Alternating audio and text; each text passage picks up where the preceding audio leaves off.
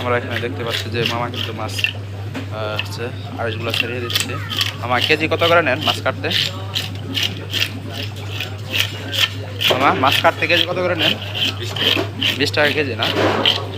এই হচ্ছে বিশাল বড় বটি। এই বটি দ্বারা আসলে এই মাছটা হচ্ছে কাটা হবে। আমরা এখন কাটার ভিডিওটা দেখব। দেখতে পাচ্ছেন মামা কিন্তু মাছটা হচ্ছে কেটে দিচ্ছে। মাছটা বিশাল হয়, বড় বড় বটি দ্বারা আসলে এই মাছটা কাটা হয়।